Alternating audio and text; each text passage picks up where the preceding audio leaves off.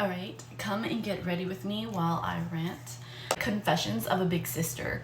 I know a lot of you who are watching may not be a big sister, but I kind of feel like just this weight that's on my chest and I just need to share it because I feel like not enough big sisters are either comfortable sharing or maybe they just have accepted things. So I just want to share from the perspective of a big sis, and I think oftentimes the eldest daughter, without even knowing, has had to be considerate all her life.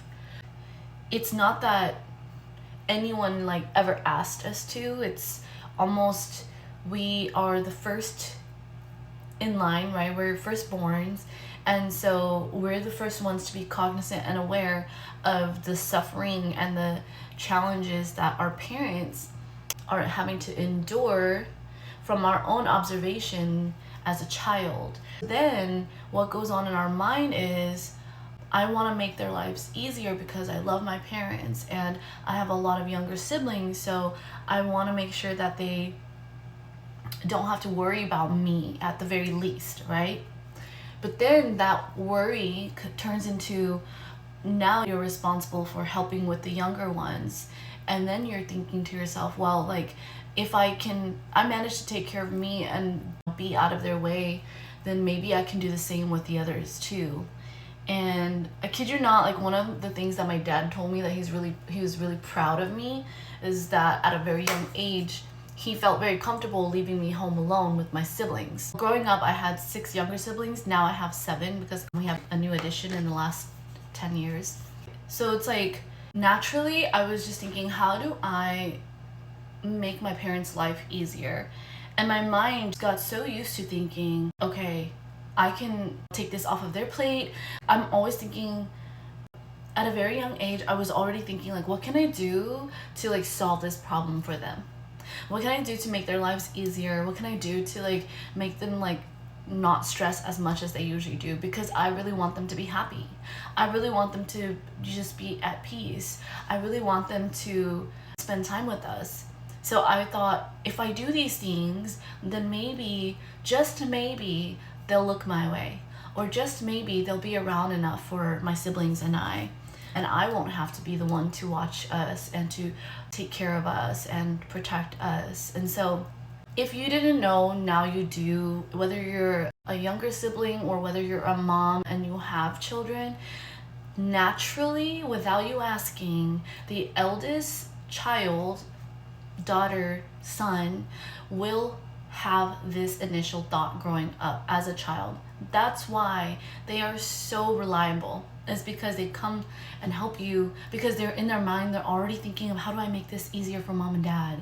Because I really want mom and dad to just be able to rest and relax. So that's my little rant. I mean, that's literally one of the thoughts that I had growing up, and I still do till this day. I still worry. I'm still very like hyper vigilant of thinking about like my siblings and stuff like that. But I'm very thankful for the siblings who have basically like kind of stepped in and said, Dora, let us make mistakes. Let us figure out our lives. Just let us do us. And I'm like, you know what? Thank you. To me, I don't even like look at it as, I'm not offended at all, because in a way it was like reminding me that like they need to live their lives too, and I need to live mine. I thought that I owed it to someone to hold this family together. I thought it was like my duty and my job to always meet everyone's needs. And then I was abandoning my own. And so I'm like, then what I was left with was like some resentment, because I'm like, what about me? Why does no one ever think about me? And it's because like I just needed permission to release and to let go of control over my family, over my siblings, over like the result, like how our family will turn out, if we're gonna get along or not. I can't control 9 other individuals, but I can control myself, and I can only do my best. At the end of the day, I'm human. I'm not a superhuman. So those are my reflections, and that's an honest truth coming from an eldest daughter. I just wanted to share that bit of perspective coming from the eldest daughter. And yes, I have learned in many ways to detach myself, but I still have a deep desire for family, to be able to have a deep relationship with each of my siblings in some way. So that's never gonna leave me, that's never gonna end. I just have allowed myself and given myself permission, thanks to the help of my younger siblings, to take up space and to focus on me as well, and to allow them to do the same, because I know what to feel like people are controlling your life, or considering everyone else but not yourself, and to never be considered as well. So thanks for listening, and I would love to hear if you resonate with this or not. Sometimes this isn't always the oldest siblings experience. Sometimes I notice this also falls on like the second or the middle child. So I would love to hear your experience in your family.